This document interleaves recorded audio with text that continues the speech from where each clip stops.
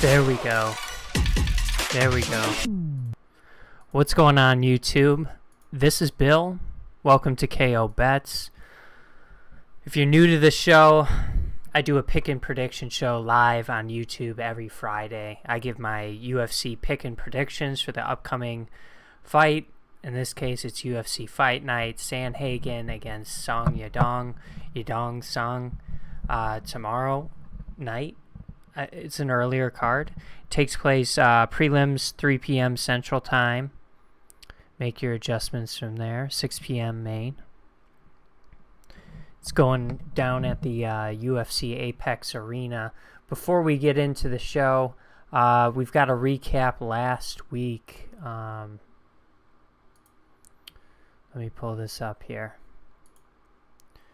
Crazy card last week. Crazy reshuffling of events.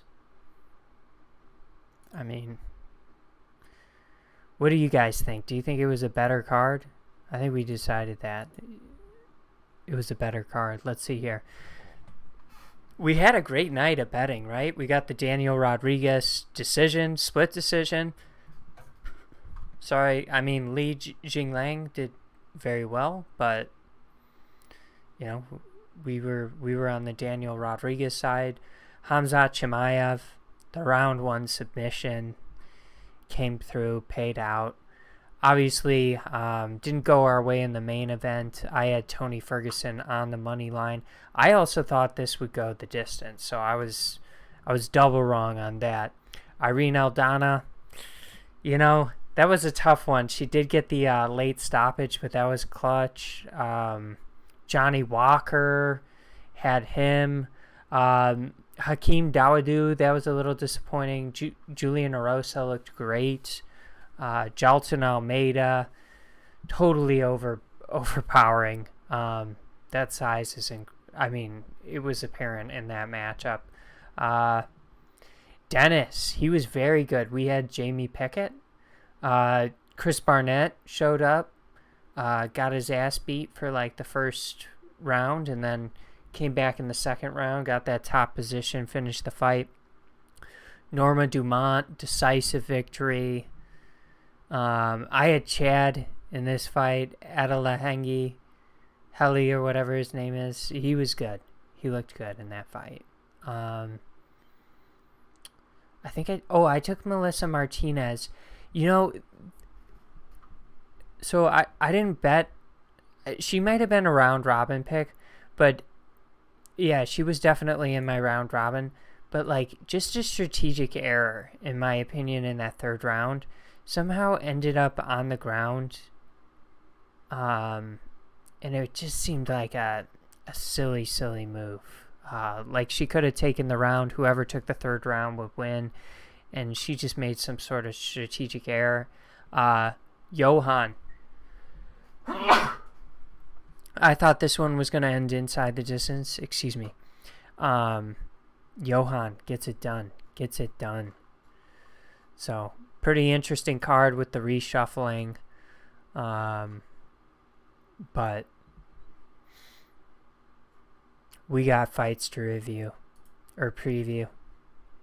Sandhagen against Song.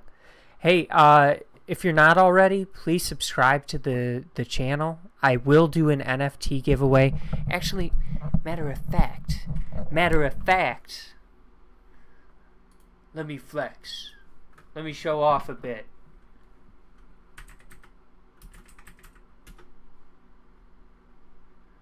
Let me show off.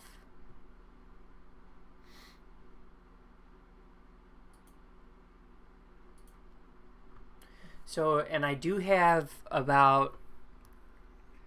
So I made an error, and I think I bought like 2 or 3 packs when they first came out, and I did it under the wrong account. So I needed to consolidate them under this account, so I'm a little bit locked up now, but things will work out. It'll work out. So I've got, you know, just a few moments that aren't in the collection right now. Like, the one that sticks out to me is a Yuri moment, Prochatska, and then Chris Barnett. who we saw win last week in spectacular fashion. I think I have 2 moments of his that aren't in here. But as you can see here, it's just, it's just a non-fungible token. It's a video, short video clip. I've got some cool ones. Tonight, I was going to give away this Gregory Rodriguez one just because he's fighting tomorrow. I'll show you guys what it is here. I think you can actually hear it too.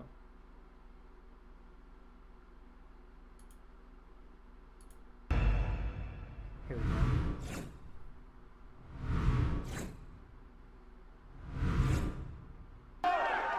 And Rodriguez's body language does not look good here. He's got his chin in the air. Now Park is finding the mark. YouTube, this is mine.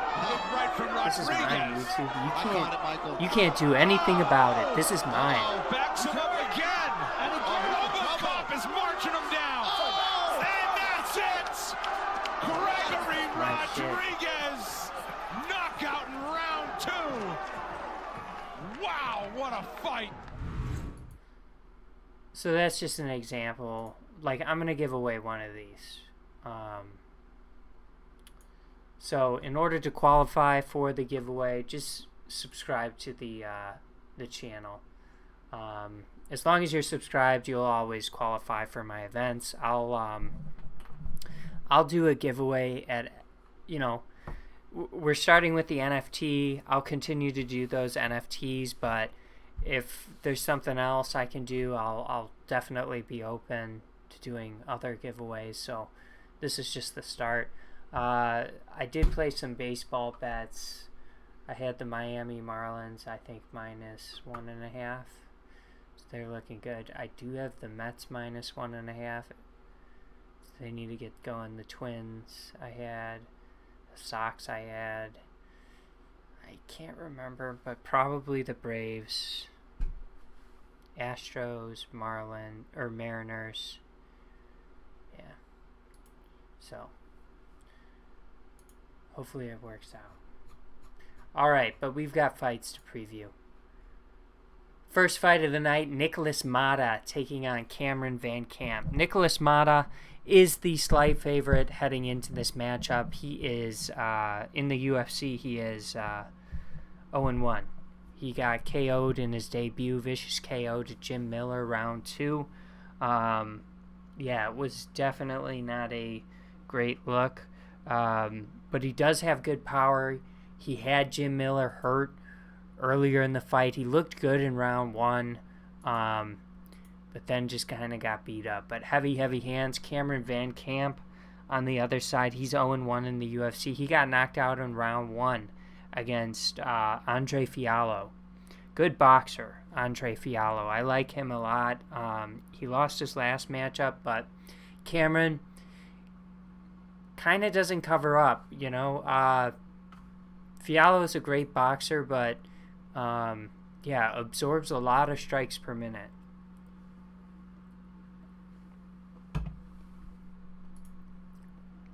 If we're looking at the win by for both of these guys, you'll notice both of them are, more inside the distance. We've got 87% and 67% respectively. So I anticipate this fight to be, I think it's going to mostly play out on the feet. I think that Van Camp does have a, little bit of an advantage on the mat if it does get there. But I think it's just going to be whoever hurts the other person first. I think that's going to be Nicholas Mata in this particular fight. If we're looking at the odds, Nicholas Mata is the favorite at -180. I like Nicholas Mata in this fight. As far as the fight props, the odds makers don't like this one to go the distance. I mean, I tend to agree with that.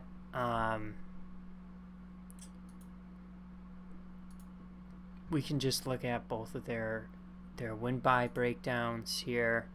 12-4, 12 wins, 3/4 of them inside the distance, all 4 losses inside the distance. Van Camp, 50% of his losses inside the distance. Majority of his wins are inside the distance. So I think that inside the distance prop is probably pretty favorable. I would say the fight probably goes under 2.5. Honestly, I don't think I'm going to bet on this fight. The reason I'm not going to bet on I'm specifically not going to bet on the money line. I might do an under bet, like under 2.5 or -180. But I'm not betting on the money line. I think, Nicholas Mata with this 3 KO losses, he's capable of getting hurt, and he hits super hard. I just think this sets up. I think the smarter bet, if you do bet on this, is something inside the distance, like the under 2.5 or the maybe the fight doesn't go the distance. I'm not as in favor of that simply because of the odds at -250 there, but yeah, we're gonna go with Nicholas Mata. Definitely not a parlay piece. The over-under might be around Robin opportunity, kind of like the value there. Next fight we've got is Tony Gravely taking on Javid Basharat. Watched Dana White's Contender Series this past Tuesday. His brother was on there, Basharat's brother. They fight very similar. I think Basharat is going to win this fight, but Tony Gravely is dangerous. He hits super hard. If we're looking at the styles, Basharat's pretty much dangerous everywhere. I think he can, as far as like output and landing clean shots, I think Basharat's going to be able to do that more than Gravely on the feet. I do think Gravely's probably most dangerous on the feet. You do see the takedowns though, but very good takedown defense from Basharat. Like maybe that's Tony Gravely's opportunity, right? In this fight is to get it to the mat and just grapple with him, but I really like Basharat in this matchup.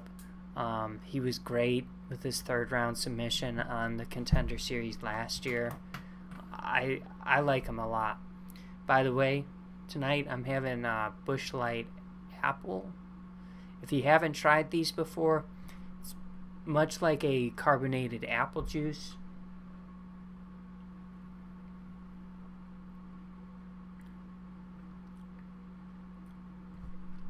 Yeah, I mean, that pretty much describes it. Doesn't hit you too hard.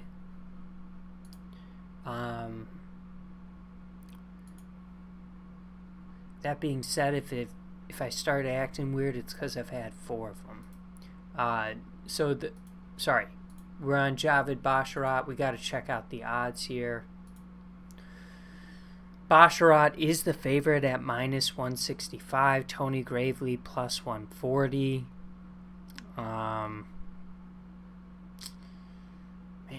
I guess the odds makers don't like this one to go the distance because he, is a pick'em at over under 2.5. I would say, if you're looking at both of these guys, you got to consider the losses, and Tony Gravely does have 5 losses. He's 10-1 in decisions. Why do I think just stylistically, I think Basharat in this fight, he should maybe, he's going to go in there and he's going to maybe respect the power of that Tony Gravely's going to bring to the table. He's dangerous. He's going to respect the takedown ability, I think, of Tony Gravely. I see how this is. Look, it's essentially a pick'em, right? KO, submission, decision. It's not a pick'em, but you know what I mean. It's even odds. I'm going with the decision for Javid Basharat. That's what I like. That's what I feel like there's value on. I think if Tony Gravely wins, I think it's a knockout. So those are my 2 nominations for this fight.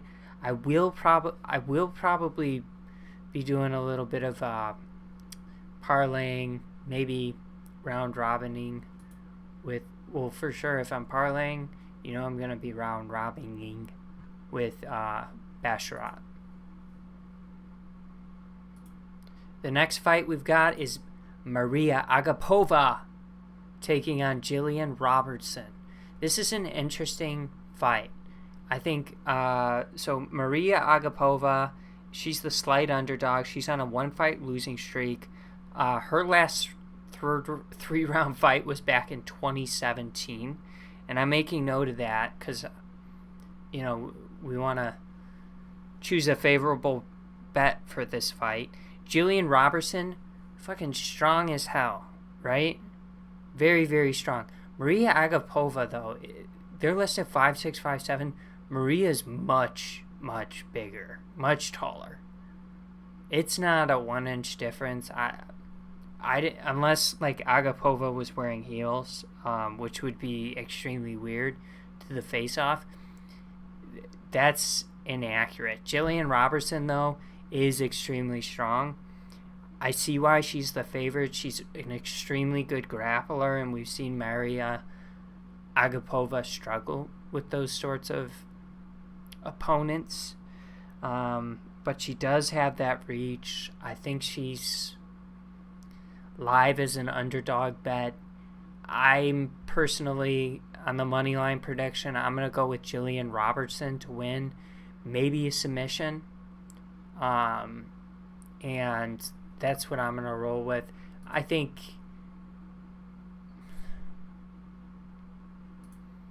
Yeah, I mean, I just think if you're looking at both of these fighters, I just want to show you the fight history of both of them. So you can see their win-bys. But yeah, I mean, lots of fights inside the distance for both of these girls.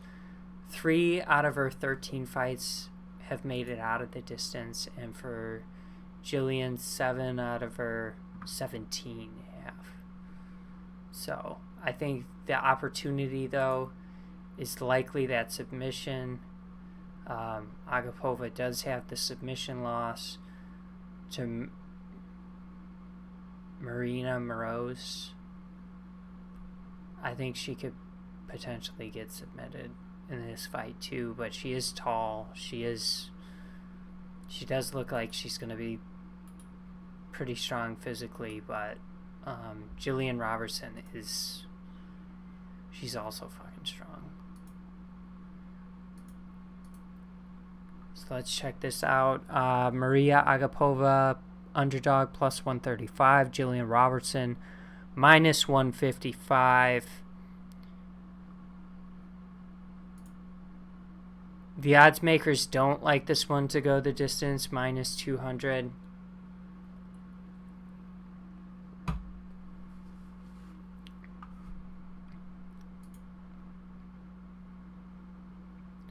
I mean, Agapova is going to have a distinct advantage on the feet. I think the fact that her odds are positive for KO at plus 500, like, I think there's value there. Robertson, that submission is favored, but how are you going to have it be minus 200? Was that what it was? And not have Agapova potentially winning inside the distance. So I think there's probably some value on this plus 500 pick. Personally, I do think Jillian Robertson's going to get it done. I don't know if it's necessarily going to be a submission. If I had to guess just based on the history of Agapova, I would say yes, but might put Jillian Robertson in the round robin, but I'm not really sure. By the way, I'm pointing the wrong direction. Directly over here. Oh, I can do it with my mouse, right? I'm hovering over it, my Twitter. If you want to follow me there, I'll definitely be posting pics either tomorrow morning or maybe around lunchtime. I don't know. Next fight we've got is Trey Ogden taking on Daniel Zellhuber. Trey Ogden, he's coming off of a loss to Jordan Levitt. Both going into that fight were good jiu-jitsu artists, so it played itself out on the feet, and Jordan Levitt was the better striker. Daniel is going to be like way better at striking than Jordan Levitt was. I mean, if Trey Ogden isn't able to get takedowns in this fight, I think he's going to get hurt, and he could potentially lose via knockout, but I mean, I won't go that far. As far as like parlay picks, I think Daniel's going to win this fight. He is the heavy favorite. Here we go. Minus 360. He's the heavy favorite. I think deservedly so. I think if he's going to win, yeah, that knockout's pretty live. So, I mean, it makes a lot of sense, just what we've seen from him, like that knockout will be in play, but I might just use him as a round robin piece, the money line, use him as a parlay piece, parlay together a couple of fights that I really like, so just taking them on the money line, and then like Basharat, for instance, that gets me plus 105, doing him and like him and a Jillian, it's plus 110, so just maybe using them to improve the odds of some of these fights that I perceive to be pick'ems, but yeah, not gonna. I don't know if I'm gonna include him in my long string of bets. I do like Daniel a lot, but he is making his UFC debut coming off of the Contender Series. But solid boxing, good stand-up, good output, really, really, really technical for such a young age. Good fighter. And I think if Trey Ogden, like I said, isn't getting those takedowns, he's fooked. Dennis Gomes taking on Luke Boomy.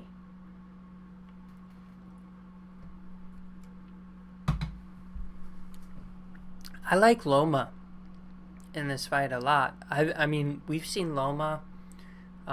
We've covered her a lot on this show. Fighters, you start to remember them. It's like Loma is good. Her Muay Thai is good. Her output is good. Dennis Gomes, good output. She was on Dana White's Contender Series earlier this year. She didn't get offered a contract, but she's making her UFC debut nevertheless. I think how she's going to win this fight is with terrific volume. But you can see like her strike percentage wasn't super accurate. I don't know how she's going to do against who I perceive to be a better striker in Loma. I think Loma is going to be a parlay piece for me. I did already place a parlay, and I'll share it with everyone. But let's take a look at the odds. Loma minus 205 as the favorite. I think if she wins, it's going to be a decision. Odds makers do like this to go the distance. And Loma Look Boomy at minus 115. That makes a lot of sense to me. Loma is a little bit shorter than her opponent. That is noticeable, but I think I've seen enough from Loma to like what I see. Let's take a look at her record here. She lost to Lupi Godinez, but she went to a decision against a really tough fighter. And then she's just been in tough fights, I think, against some good strikers. And I think if all Denise is going to bring is volume, it ain't going to happen. Trevin Giles taking on Luis Kosuke. This is an interesting fight. This should be super exciting and fast-paced. I think Trevin Giles is the deserving of the favorite. He's got a good resume. I want to pull that up, actually. That's why I've got SureDog open. It's just I don't know what your opinion is on this website, but I really like it.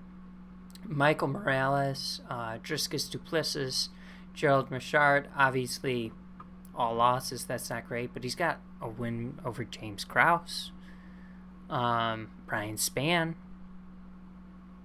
Brendan Allen, he's Terrence Ferguson. He's got a good resume, but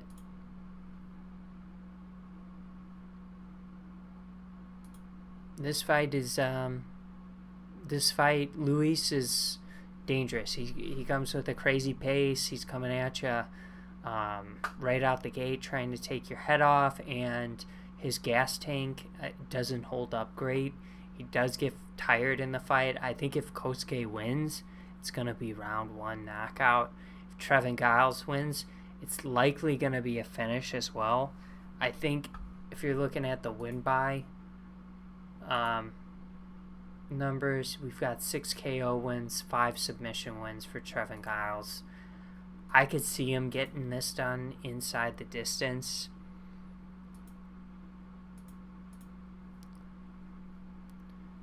If we're looking at the losses of Lewis, he did lose his debut, and that was a knockout via punches to Sasha.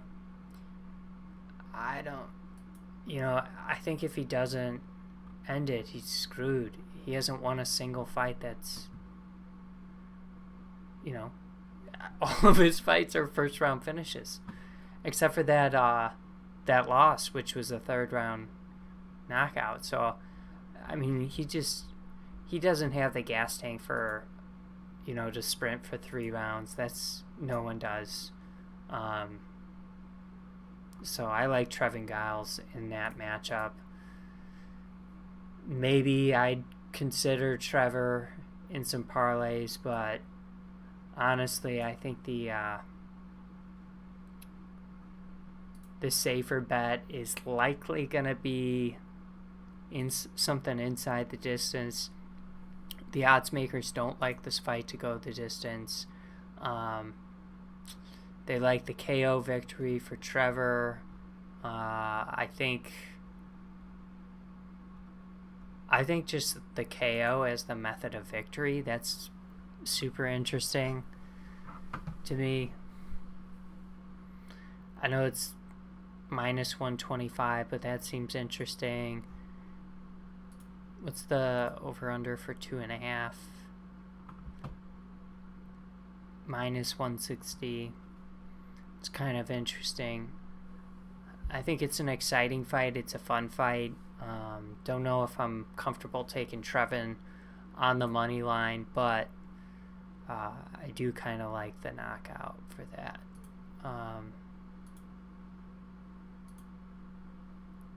My apologies. I just pulled it into a new window somehow. Next fight, Damon Jackson taking on Pat Sabatini.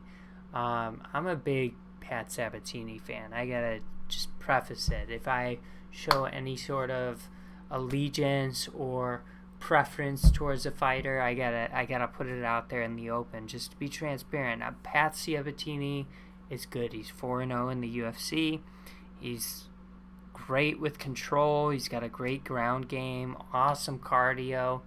On the opposite side, he's got Damon Jackson, who's also very good in the grappling department, more of a jiu-jitsu artist. I would expect him to, pull guard instead of shoot for takedowns against a fighter like Pat Sabatini.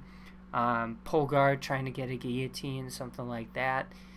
I don't think he's going to be the aggressor as far as the, who's taking down the other person.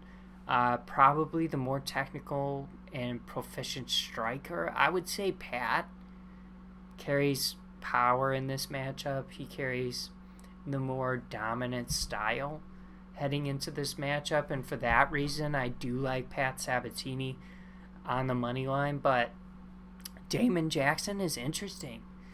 He's an interesting fighter, especially against the grapple-heavy approach of a fighter like Pat Sabatini. I could see Pat Sabatini ending this inside the distance via, ground and pound, or, something like that, or Damon Jackson winning this via a submission. I could see it going both ways inside the distance. So I think that pick is interesting. If we're looking at the win buys, Damon Jackson, though, if he's not submitting people, he's not finishing you. I do think this fight probably makes it the distance. I'm not going to bet on that, but I think Pat Sabatini's style, if it goes the distance, is advantageous. It's going to earn him the victory. Top control with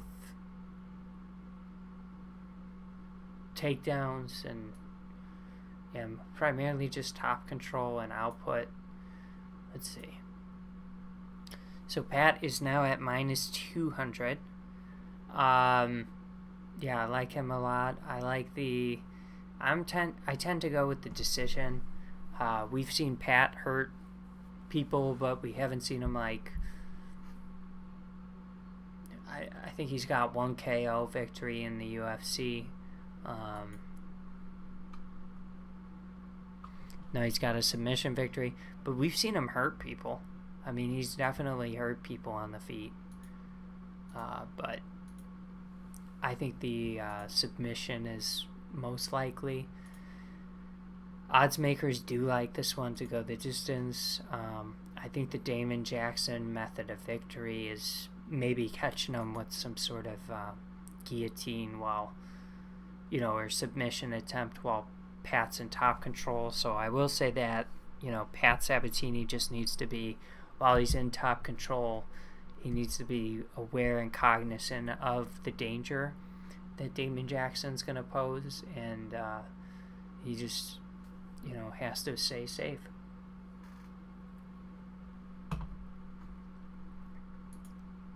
That concludes the prelims. On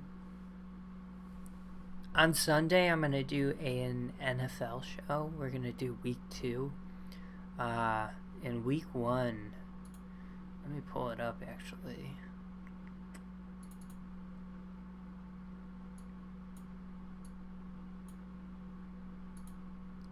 Yeah, we didn't do great because I didn't add Denver to this. So moneyline record, we went 7-8-1.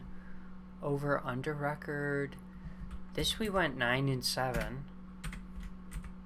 Week 1, and for the spread we did 8-8.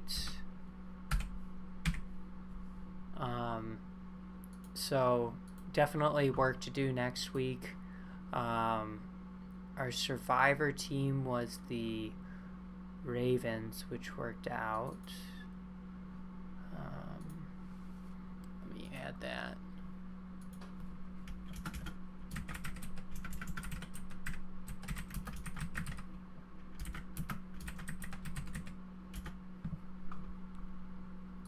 Alright. Let's save it. we won our primetime lineup, but the Sunday lineup that I went over for Draftkings, we missed out by about 13 points on being in the money, so it didn't work out. Anthony Hernandez taking on Marc-Andre Barriault. This one is tough. Marc-Andre, not the best takedown defense against someone who just is super persistent with the takedowns. I think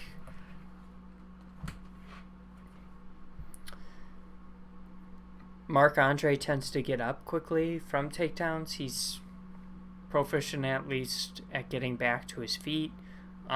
He might hold a bit of an advantage on the feet simply because he is a bit of a dog, likes to bite down on the mouthpiece and go at his opponent.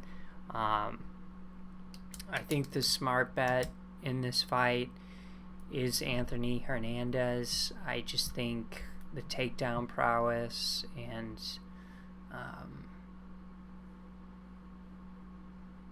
I just think that's going to be the difference in this fight. I'm not betting money line in this fight, but I think we might see some sort of decision.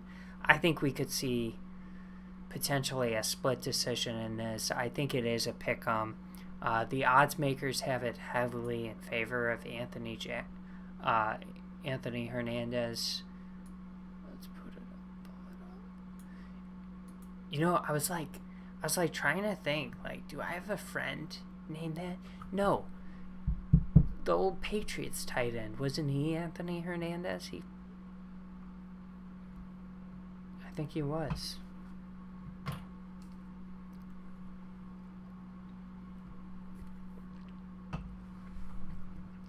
Let's see. So, Hernandez, the heavy favorite.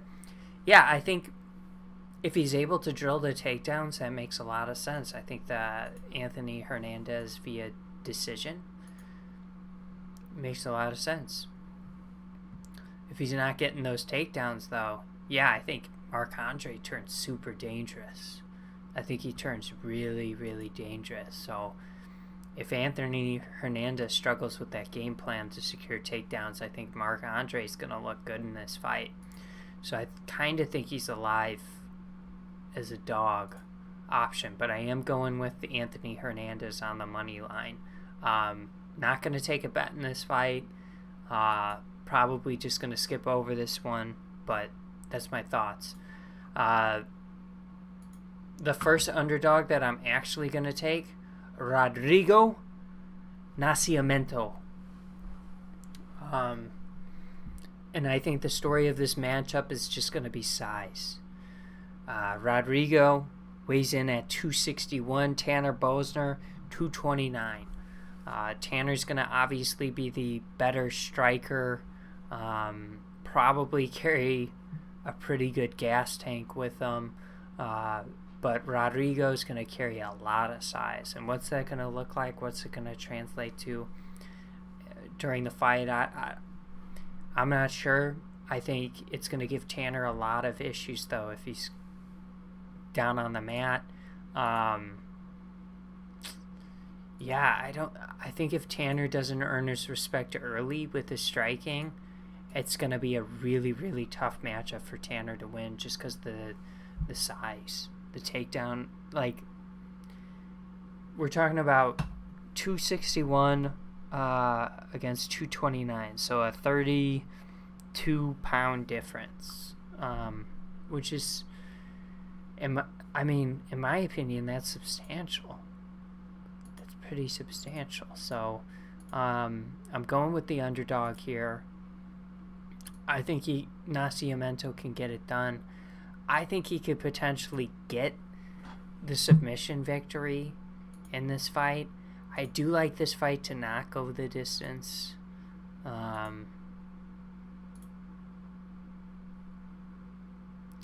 could see Nascimento getting that submission victory. The Tanner KO is the favorite, though. And then I like the size of Nascimento. I think that's going to just give Tanner some issues. Tanner, he hasn't faced another 260 pounder since he fought.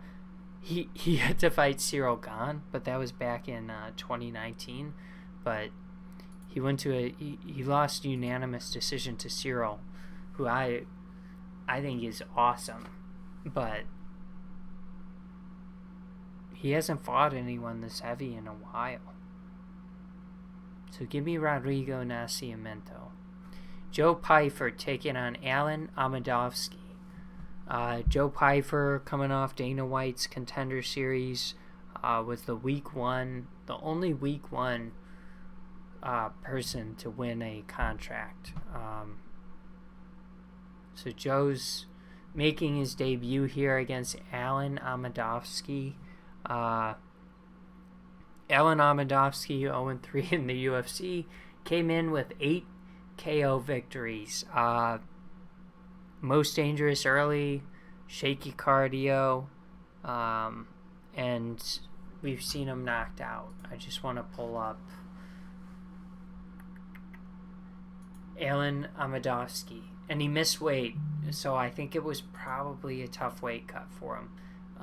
But 2 losses inside the distance. Joe Pyfer is an extremely strong puncher.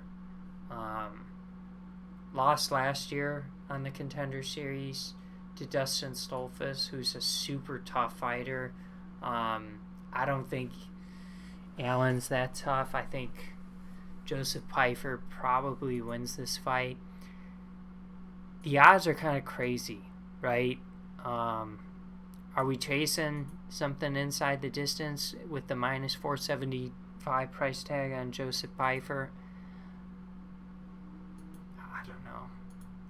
I don't know. Pyfer KO minus 165. That's what it would be.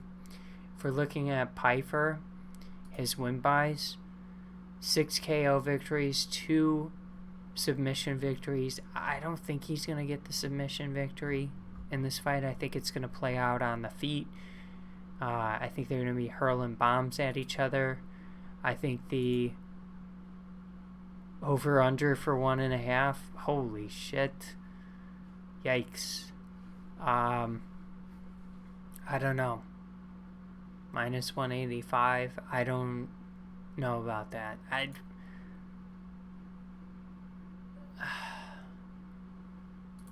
Maybe there's like a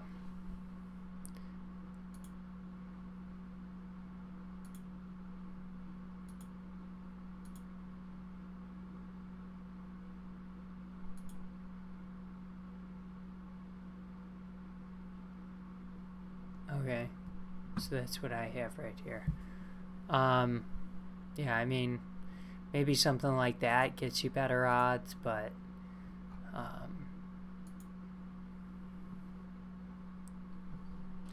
oh, it's because I have the same bet parlay on. Yeah, minus 525. I was like freaking out about that. Andre Fili taking on Bill Algeo. I'm going to go with the underdog again here. I'm going to go with Bill Algeo. Both fighters are, I think it's a pick'em. Both fighters are pretty decent. Andre Fili's probably the more technical fighter.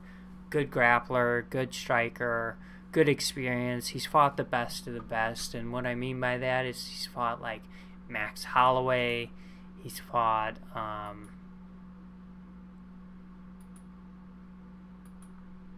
let's just pull up his stuff because I'm having a brain fart. Yair, I think he's fought someone else in the top 5. Calvin Kattar, Michael Johnson, Sadiq Youssef. He's fought some really, really amazing talent. He beats the guys that aren't that good, with the exception of Charles Jourdain. I think Charles Jourdain is an impressive victory. That's an impressive victory, and he's just been in the UFC for a long time, right? He's been around the promotion since 2013, so a really long time. He's taking on Bill Algeo, who's just a dog. Just has, great output, great gas tank. I think both fighters are really tough. I think this is going to be a decision. So for that reason, I just kind of think the underdog is the play here. And it is super close on the odds. I see what I have written down. And if Feely's the underdog, I mean, I wouldn't be opposed to going with Feely. But right now, Bill Algeo is the underdog. I think the fight likely goes the distance. I think it likely goes over 210. I think it likely goes the distance. I kind of like Bill Algeo decision. I kind of like it to be close, and I just want to see if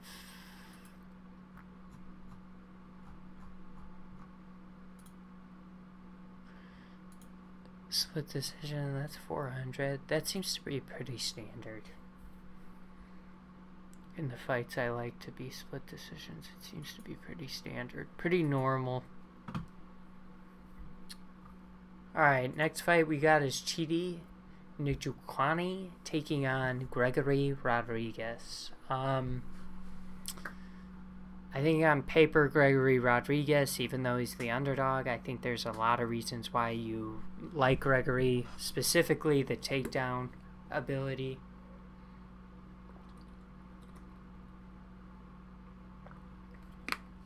The fact that he too carries power in his hands, but I'm going with Chidi. I think he's got a lot of momentum. I think he's turning into a really good fighter. So I like Chidi in this fight. Gregory Rodriguez, we've seen him struggle with the gas tank a little bit. I think Chidi, if Gregory's not getting those takedowns early, I think Chidi's the more dangerous fighter on the feet. So I like Chidi to potentially hurt Gregory Rodriguez and put the fight away inside the distance. So I'm rolling with Chidi. He is the favorite in this fight. Minus 130. The odds makers don't like this one to go the distance at minus 250. And I would say the KO is the most likely method of victory, in my opinion, for either fighter. The submission, I guess, is a possibility for Gregory Rodriguez, but I think this fight's going to play out on the feet, and I think Chidi is going to be the more dangerous fighter. So I like Chidi. I like Chidi KO maybe, but I like Chidi on the money line.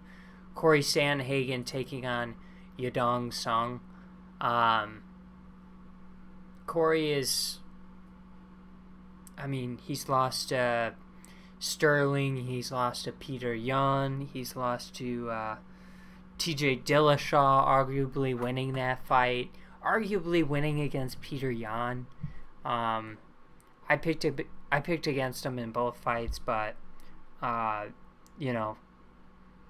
on a 2-fight losing streak. Cardio's great, creative output, creative striking. Song Yadong, he's going to carry the power in this fight. It's crazy, the experience that Song Yadong has at age 24.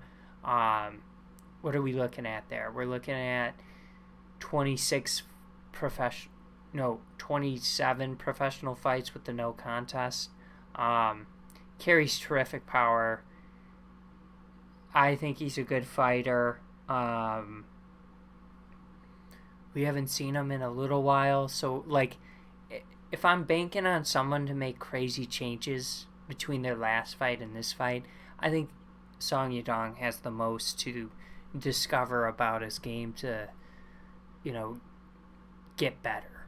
I think he could improve, but I think Corey Sandhagen is very elite, and he carries a lot of experience, and I think he's going to fare well in this fight. He does have the reach advantage. I think he's very creative with his output. and I like him in this fight. I think Corey even might have a grappling advantage, even though I think this is going to play out on the feet. I only bring that up because he's the vet, right, in this scenario. Even though he has less professional fights, I think he's the veteran. I think he's the more experienced fighter, and he knows, he could potentially steal around with the takedown. I think I like probably a decision in this fight if I'm liking Corey Sandhagen. But maybe there's an over 2.5 or something like that we can chase after. Sandhagen is the favorite. I like him on the money line. As far as the fight props, they do like this one to go the distance. So the over-under's likely 4.5. It is. Yeah, I mean, I would maybe do like a parlay with Sandhagen where I'm doing like an over just to get improved odds. Take your pick, whatever you want to do. That's probably what I'm targeting in a single fight bet. But let's take a look at I just want to throw a parlay idea out there. So I like Basharat a lot. I like Loma a lot. I like Pat Sabatini a lot. And I'm rolling with Sandhagen. So that's plus 442 right there. If I had to choose method of victory for all of these fights, like, that's where it gets even crazier. I think Basharat's the longest. He's definitely a long shot to get that decision relative to the other fighters. I think Loma's got that decision, no problem.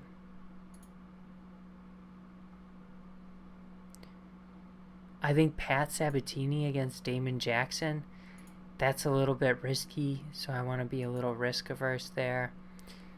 I also think Corey Sandhagen against Song Yadong. Let's check the odds again. Plus 120. Yeah, I just think I'd prefer to be a little risk averse here. And so I'm going with something like that, That's just an idea. Like Basharat on the money line, like Daniel, like Loma, like Trevin, like Pat, like Joe, and I like Corey. So probably the 7 bets I'm probably targeting as a specific winner in. Let's move on to trending topics. See what's going on.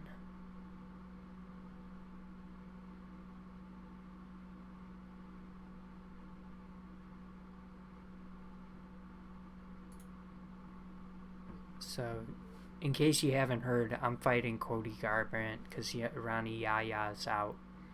So I'm basically one of the options as a substitute. Let's check out the trending topics today. SmackDown, Louisville. Who cares?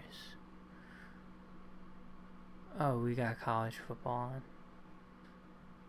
on. Oh, they're making a Constantine sequel. That's kind of cool. Dennis Schroeder returning to the Lakers. So now you've got Russell Westbrook, Dennis Schroeder, and Pat Beverly all at your point guard position. That's a very deep position when you have a ball-dominant player in LeBron on the team. It just doesn't make sense why you're doing that. I mean, Ideally, I think Russell Westbrook would run your bench.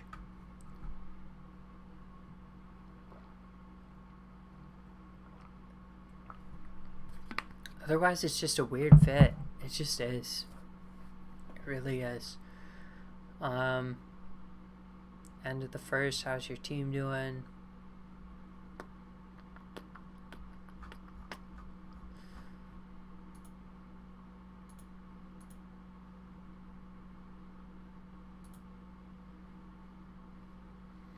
I took the, by the way, I gave my pick for Thursday Night Football on Sunday last week. I took the Chargers money line and via the spread, which was -4.5, so they didn't get the spread, but, and the, I took the over too, and that didn't hit, so. Check the U.S. elections. Have you guys, this was something that was kind of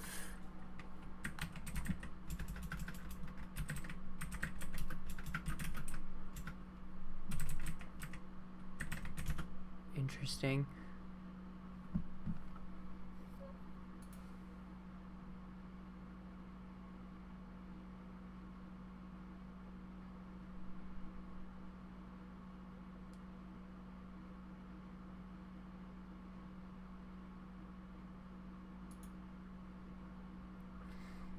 I mean,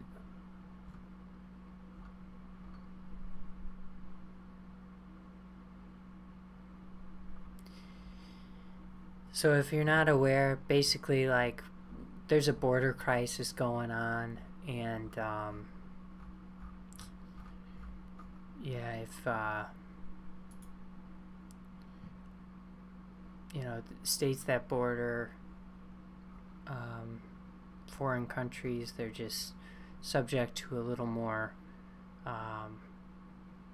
immigrants than other states, so they're sharing the burden. You know, it's a federal policy, sharing it across the states, shipping them off to immigrants off to different locations, different sanctuary cities throughout the United States. And it kind of turned into a viral moment yesterday where 50 immigrants were shipped to Martha's Vineyard, were flown to, I shouldn't say shipped, flown to Martha's Vineyard, and a sanctuary city, by the way, and they're now flying or busing them, well, I assume flying because it's an island, but they're taking them to Boston now. So I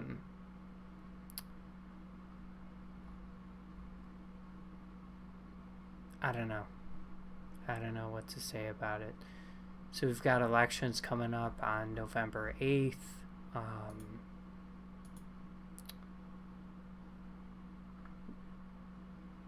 Let's see what's going on in the news.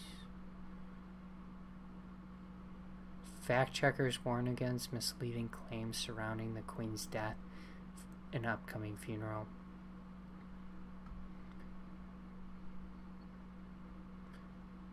Rest in peace. I don't care.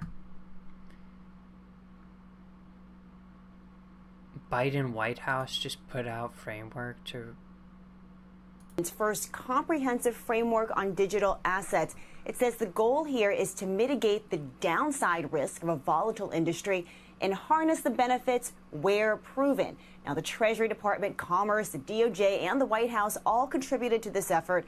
NEC Director Brian Deese told reporters, quote, without proper oversight, cryptocurrencies risk harming everyday Americans, financial stability, and our national security. Among the recommendations, the Fed should keep exploring a central bank digital currency, which the White House said could offer significant benefits. On climate, the Department of Energy and the EPA will consider tracking the environmental impact of crypto and developing performance standards. There is also a big focus on illicit finance. The White House is weighing whether to ask Congress to amend the Bank Secrecy Act and other anti-money laundering laws to specifically reference digital assets, and Treasury will issue risk assessments of DeFi and NFTs in 2023. So this is the follow-up to the government-wide executive order.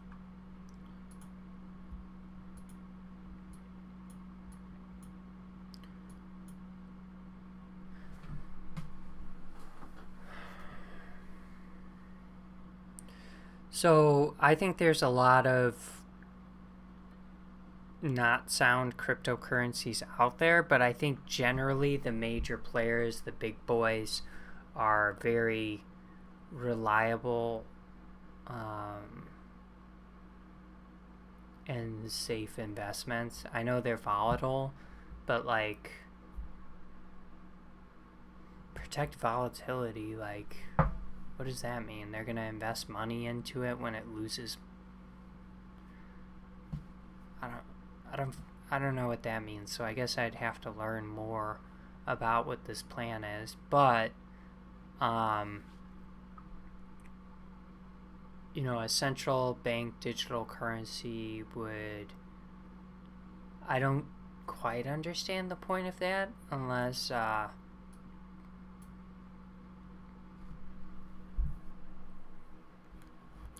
only thing I could think of is like, you can't, like, if the dollar sucks, like, I don't know if I would want to invest in a dollar-backed cryptocurrency, if that makes sense. If like dollars are being printed at a ridiculous pace, like, why would I want to buy a specific cryptocurrency? I don't know. So, and then as far as money laundering, like, yeah, there's some scams that exist in crypto, but for the most part, crypto is a non-amendable ledger. So it's actually more secure from a anti-money laundering standpoint than normal money. I think the picking and choosing of digital assets is a huge conflict of interest and issue. Like, the fact that the White House could potentially declare Bitcoin shit and shitcoin gold is like, it kind of defeats the allure of cryptocurrency. The idea of it is you've got a decentralized token which holds value independent of any government. You know, it's its own economy. Supply and demand drives that price, nothing else.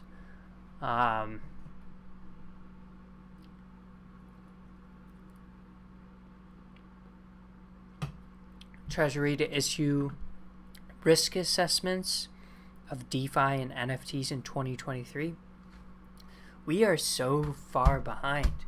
If they're doing a risk, what are they're going to release a book report on it? Like, I don't quite understand what the objective here is. I mean, the SEC's already investigating and in a lawsuit with Ripple. I don't quite get what the point is here. GameStop is trending. AMC was trending earlier today. I just want to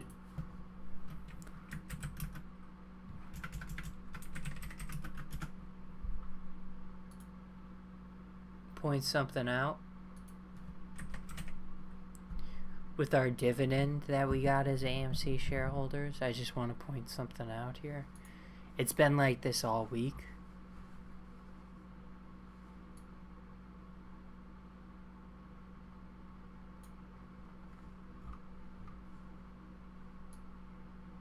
I'm gonna move it up a little bit. You see this?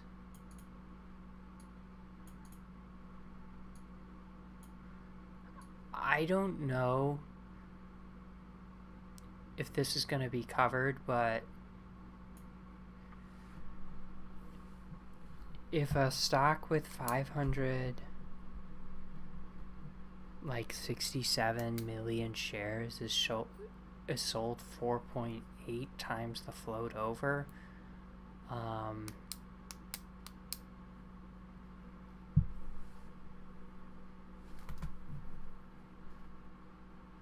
mean, and we're just talking, let's do 516. I really, it probably says right here on the page. Oh, float. Yeah, 515. 515 float right here. Or sorry, right here. Times 4.8114.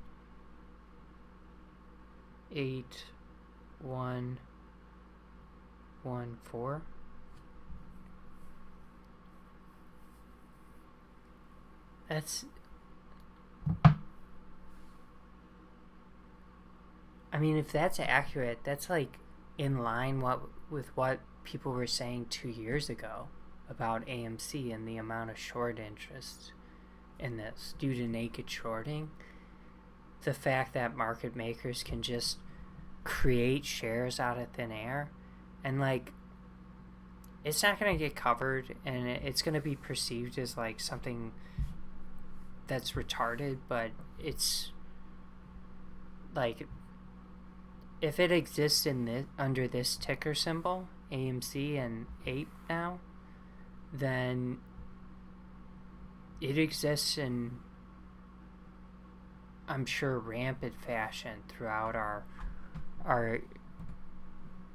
stock exchange, and that's, I mean, that's like, that's reality, right? It's financial reality, and if it's all bullshit, that's, I mean, that's kind of fucking crazy.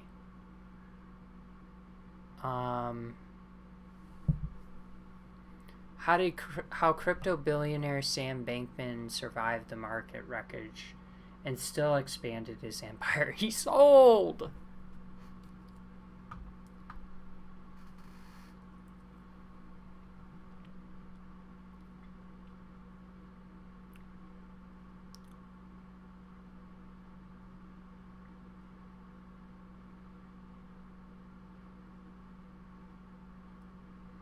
Pentagon billionaire who gave up company skirts 700 million tax credit hit. I don't know.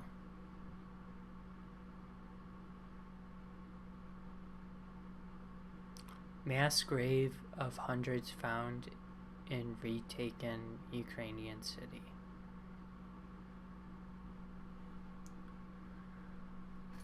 Oh yeah, Kanye terminated his deal with Gap.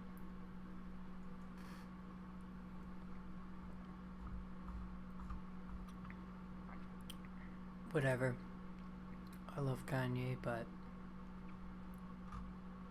let's see what's going on in sports, entertainment.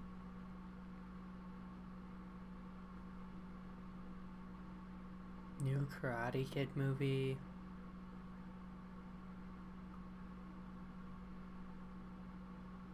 That'll be me one day. I'll be beefing with all the UFC greats. It'll be like the Conor McGregor versus Billy Callahan feud.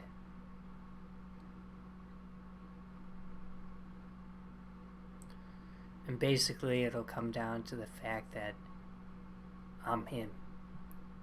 I'm him. Batman Day? What does that mean?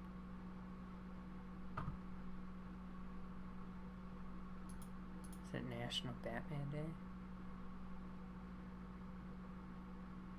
Constantine, they're making it again. So you'll see that in fucking 12 years. Alright, well, I think we had a really solid show. Stream quality, great. Music, eh. But overall, I think the stream quality was very good tonight. If you wouldn't mind, please like the video, subscribe to the channel. You'll get notified every time I go live on YouTube. I will be live again on Sunday, sometime in the morning, probably around 10ish Central Time. So just tune in. That's an NFL related show. Otherwise, enjoy your Saturdays, everyone. If you're not already, go ahead and give me a follow. Give me a follow. I'll post my pics here. Have a good Friday, everyone. Peace. Subscribe and like. Peace.